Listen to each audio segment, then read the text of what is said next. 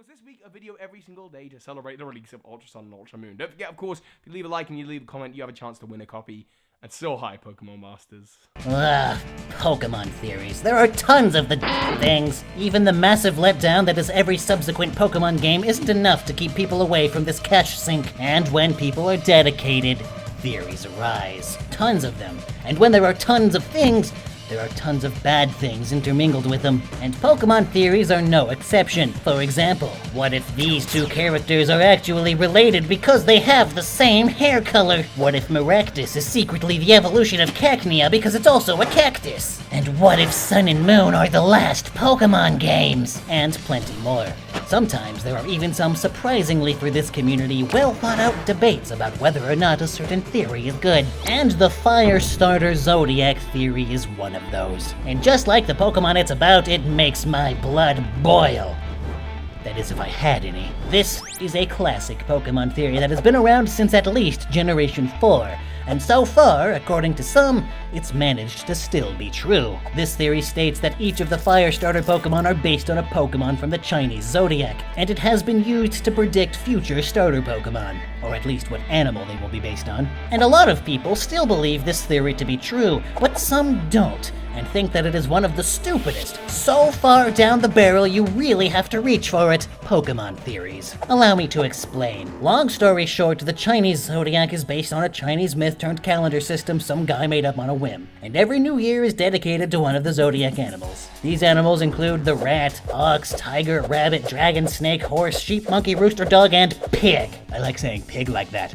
Pig. It's how I refer to most humans crossing the street in front of me. And the animals are in that order, I might add. Why would I give them to you in any other order? I'm not a monster. Right away, a lot of the fire Pokemon seem to fit right in. The Torchic line is based on Taiwanese cockfighting roosters, which stand significantly more upright than normal chickens, just like Blaziken. Tepig and its line are pigs and boars, and, well, any reasonable person could fit the rest in snugly too.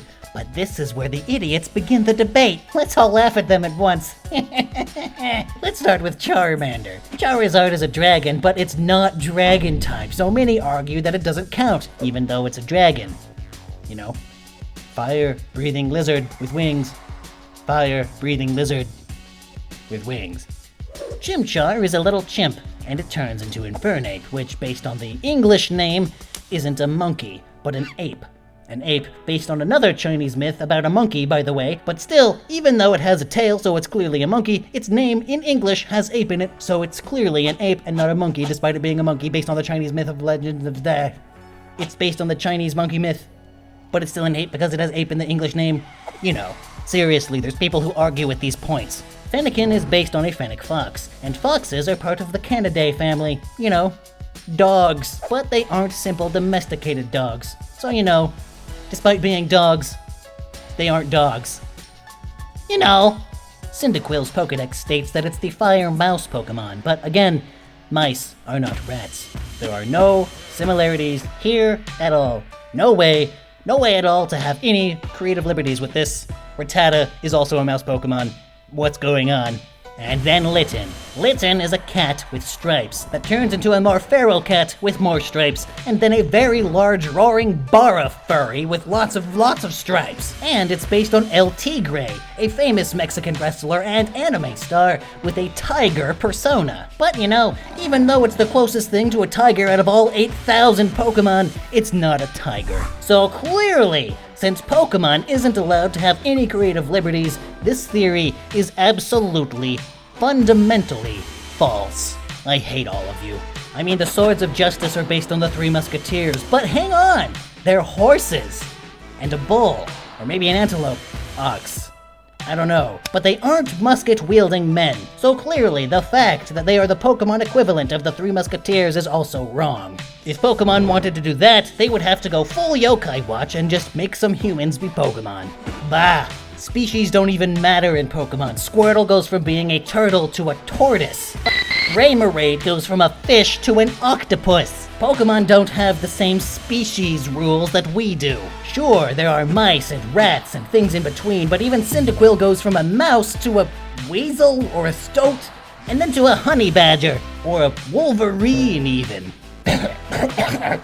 You hear those question marks in my voice? They're They're in there because there's no clear answer. A lot of Pokemon are just generic animals who are based on an entire type or family of animals, like rodent or dog. And plus, Kangaskhan is a kangaroo, right? Well, let's remove the pouch. What's kangaroo-y about it anymore? Again, clearly this is more just a monstrous marsupial rather than a kangaroo, specifically. And I could go on and on with this. Sure, there are Pokemon that are clearly one specific type of animal, but the bulk of them are generic beasts, sometimes conglomerations of them. And taking that genericism to mind...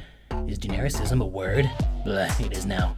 Taking that into mind, Game Freak also has creative liberty, you dolts, meaning they can tweak things all they want. A lot of these Pokemon are close, but not quite exact. But considering that they are all either exact or very, very close, only off because of a minor technicality, I'd say this theory is true.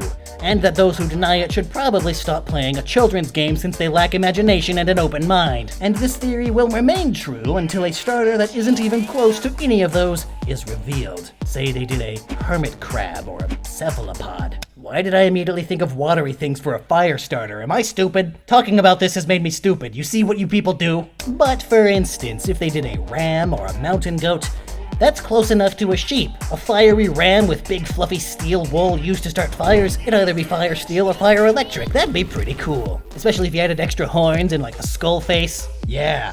Also had a cloak and a scythe. And what if they did like a fire cobra? Would that not be close enough to a fire snake for you bozos? Fire horse would be interesting though, since they already have one. So maybe fire donkey, fire zebra, fire deer, fire antelope. Now those are stretchy, admittedly, but if the Zodiac theory is true, they may save that one for last. Or do a Pegasus sort of thing. I don't know, they are the creative ones. But I bet if they did a fire hare instead of a rabbit, these deniers would be claiming that as more evidence of this theory not being true, just because those are the types of hopeless losers we're dealing with. Not to put the deniers down or anything, but... No, I'm definitely putting you people down in your place. Though most of the time I agree with you. Most Pokemon theories are moronic BS. I get that. I completely understand. But I just think you're being a little ridiculous with this one. What?